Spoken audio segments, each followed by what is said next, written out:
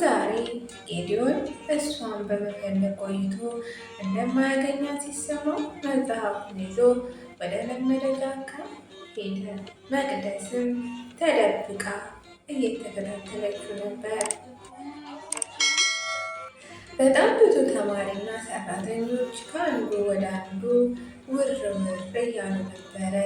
ግን አንድ ዓመት ከግማሽ መንፈቅ ሊሞላው ቢሆንም ይልና እንግዲህ ክፍል 4 እዚህ ላይ ነበር ያበቃው። ሰላም ጤና ይስጥልኝ ሰዎች፣ እንዴት አላችሁ? የቆያችሁ እየተጠቀሰ በዚህ ትርፍርፍ ይወደን እያልኩኝ ዛሬ እንደተለመደው የልብ ትርታ ክፍል 5 ልጅ ቀን እስከ መጨረሻው ተከታተሉ በአክብሮት ጋበዝኩኝ። መልካም ቆይታ።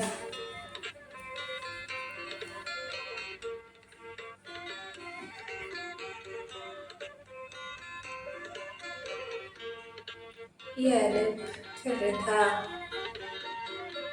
መቅደስ ልትመለስ ስትዞር ቀሚሷ ጠልፎ እየጮኸች ቁልቁለቱን ተንከባለለች። ሶስቱ ጎረምሶችም ድምጿን ሰምተው ከተቀመጡበት በፍጥነት ተነሱ።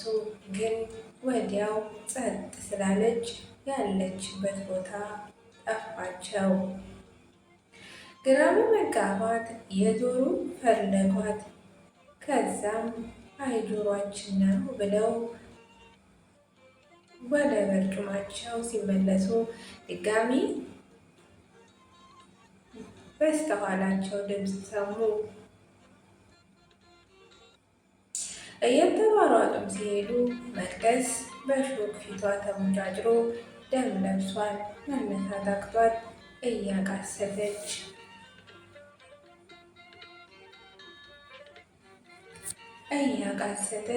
እየተፍጨረጨረች ነው። እንዲህም ሆኖ ውበቷ እንኳን ለመረን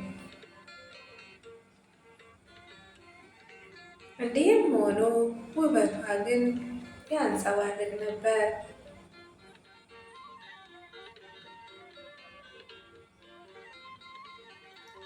ሶስቱም ጎረምሶች ሊበሏት ጎመጁ። ስቃዋን ለቅሷን አልታያቸውም።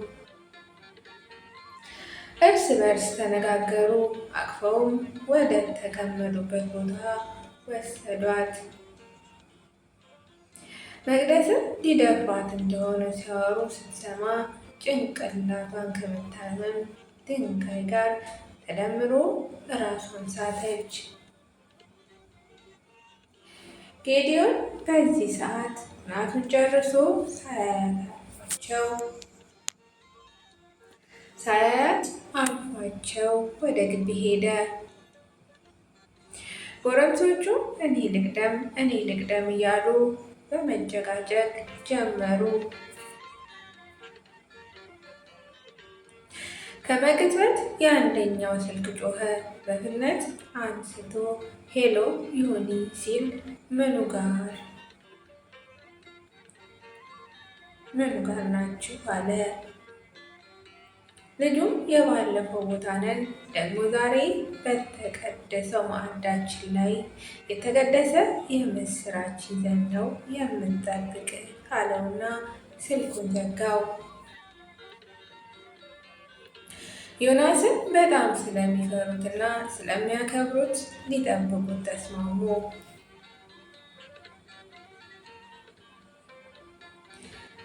እና እነ ብርሃኔም የመቅደስ ያለ ወትሮ ሳትናገር መጥፋት አሳስቧቸው ስልኳን ደጋግመው እየሞከሩ ነው። ቢሆንም ስልኳ ከአገልግሎት ውጪ ነች ይላል።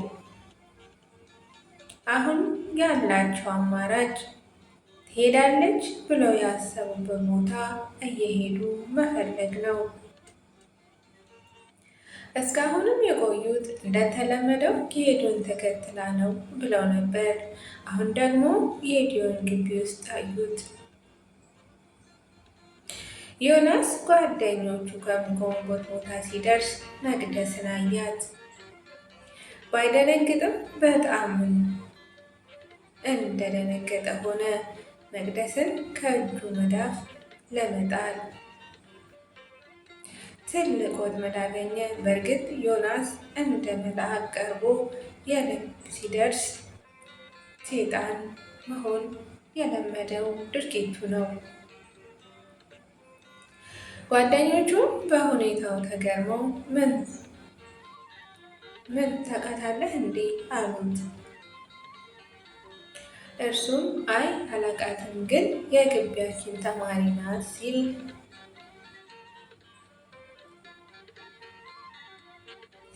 ሳቁበት እነ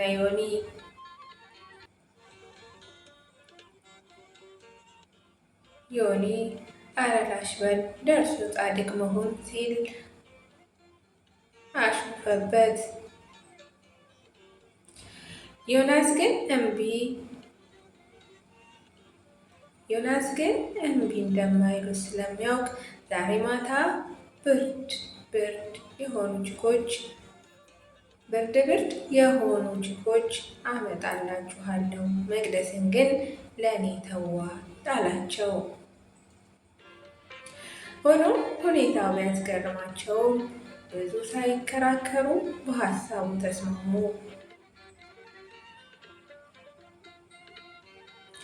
ዮናስም እዚያው እንድትነቃ ስላልፈለገ አቅፎ ወደ ሆስፒታል ይዟት ሄደ። ቀኑ ምሽቱን ተካ። የመቅደስን መሰወር ሙሉ ግቢው ሰማ። ትኖራለች ተብሎ የታሰበበት በሙሉ ተፈለገች፣ ግን አልተገኘችም። የበላት ዝንጅብል አልጮኸም። ጓደኞቿ በጣም ተጨነቁ። መቅደስ ሆስፒታል በገባች ግማሽ ሰዓት ውስጥ ነቃች። ስትነቃ የምታየው ማመን አቃታት።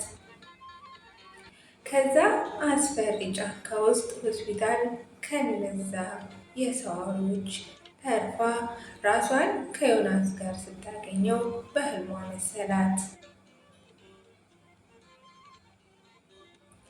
እውነታውን ለማረጋገጥ ቸኮለች። ዮናስ ጭንቅላቷን በእጆቿ እየዳበሰ አይዞሽ፣ አታስቢ፣ ተርፈሻል አላት። መቅደስ ይህ እንዴት ሆነ? እዛስ ጫካ እንዴት መጣው? እንዴትስ ምንም አልሆንኩም ስትል ጥያቄ ደረደረችለት።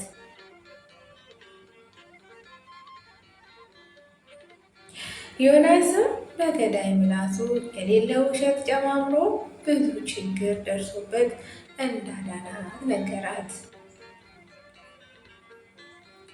መንገድ ብቻ ሳይሆን አሳመናት። መቅዲም በደስታ እያመሰገነች አቀፈችው። በጣም ቆስላ ስለነበር ለትንሽ ቀን እንደ ልቡ መንቀሳቀስ አትችልም። ለዛሬ እዚሁ ትደር ብላ ነርሷ ለዮናስ ነገረችው። እናም እዚያው አብሯት አደረ ይልና ክፍል 5 እዚህ ላይ ያበቃል። ወደ ቤተሰቦቼ እንደተለመደው እንግዲህ ላይክ፣ ሰብስክራይብ፣ ሼር እያደረጋችሁ እንድታበረታቱኝ በአክብሮት እየጠየቅኩኝ እንደሰናበትኳችሁ መልካም ቆይታ።